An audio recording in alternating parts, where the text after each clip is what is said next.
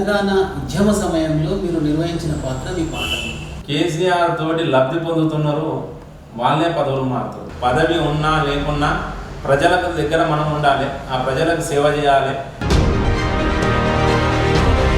కేసీఆర్ గారితో మీకున్న అనుబంధం? పేరు పెట్టి ఫలాని కులానికి మాత్రమే ఇవ్వాలని చెప్పినటువంటి దమ్మున్న లీడర్ కేసీఆర్. ఆ జ్వాల అనేది ఎగిసిపడుతూనే ఉన్నది. పెన్షన్ 4,000 ఇస్తామన్న వృద్ధులకు 4,000 ఏమో కానీ జనవరిలో ఒక పెన్షన్ ఒక నెల మొత్తం మేము కొట్టిరు. ఈ ప్రాంతంలో ఉద్యమంలో లేని వారు పెత్తనం చెలాయిస్తూ ఉన్నారు, ప్రజల్లో కొంచెం మాట ఉంది, దానిపై మీ స్పందన? ఈ గులాబీ జెండా నిలబడితే నేను నిలబడతాను. ఆ ఓటు మీ 5 ఏళ్ల జీవితాన్ని శాసిస్తుంది.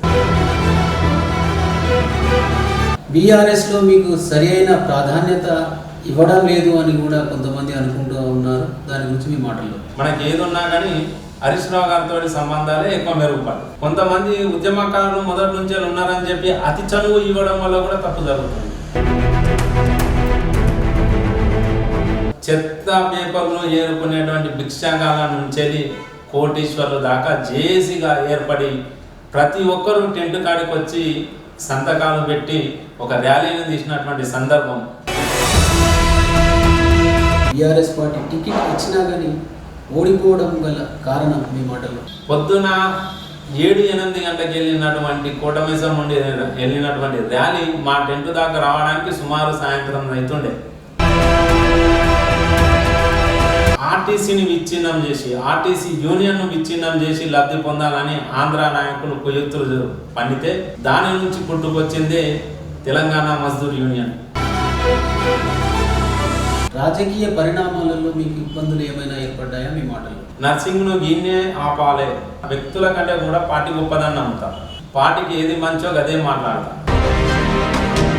హరీష్ రావు గారి బినామీ అని కూడా అంటా ఉన్నారు, దానిపై మీ స్పందన? కేసీఆర్ గారే తెలంగాణకు శ్రీరామ రక్ష అని చెప్పి.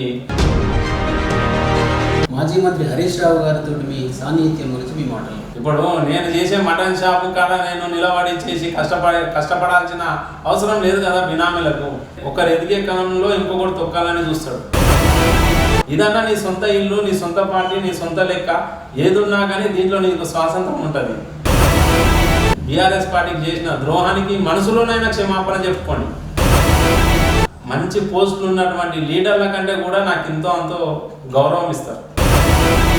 ఇప్పుడున్న కాంగ్రెస్ పార్టీలో ప్రజెంట్ ఇప్పుడున్న వ్యక్తులకు కూడా ఆ రోజు మేము సీఎం రిలీఫ్ ఫండ్ ఇవ్వడం జరిగింది. బయట పార్టీ చేస్తే మాకు ఇంకా పేరు మంచిగా వస్తుందని చెప్పి వాళ్ళకే ముందుగా చేసేటోళ్ళు.